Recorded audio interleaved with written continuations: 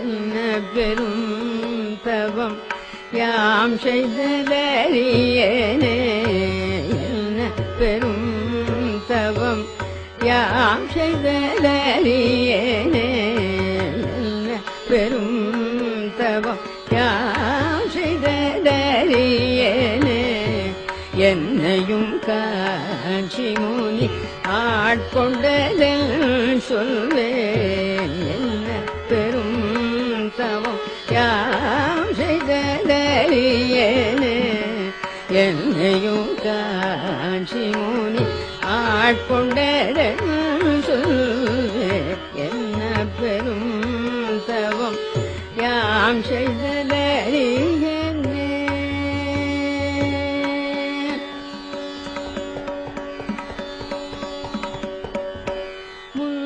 முன்னமொராலின் கீழ் மோனமாய் கை காட்டி, முன்னமொராலின் கீழ் மோனமாய் கை காட்டி, சொன்னதை வாய் மலர்ந்து சொல்லிகருள் செய்ய, முன்னமொராலின் கீழ் மோனமாய் கை காட்டி, சொன்னதை வாய் மலர்ந்து சொல்லிகருள் செய்ய.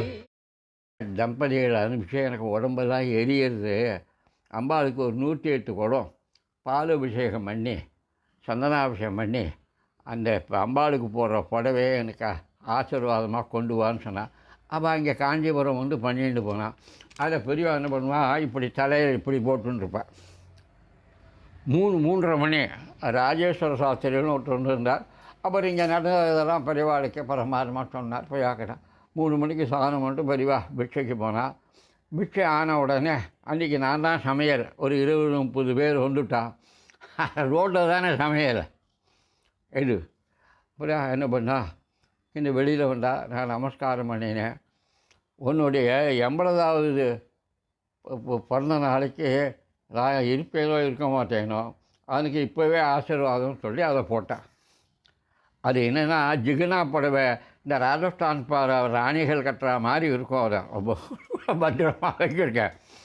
சில பேர் சொன்னால் குழந்தைகளுக்கு கவுன் தச்சு போட்டால் ரொம்ப நல்லா இருக்கும்னா, எங்கள் காட்டுக்காரி சொன்னால் இப்போ பெரியவா சொல்லியிருக்காலோ அதை தொடை வச்சுட்டு ஜபம் பண்ணுங்க, ஏதாவது உள்ளே வச்சு கொடுக்க, வெளியில் காமிக்காது அப்படின்னா சொன்னால், உனக்கு 100 வயசு தெரியுதா, நீ நிறைய கைங்கரியம் பண்ணின்னு இருக்கணும். நாளைக்கு ராமையர் வருவார், அவரை உன்னை மெட்ராஸ்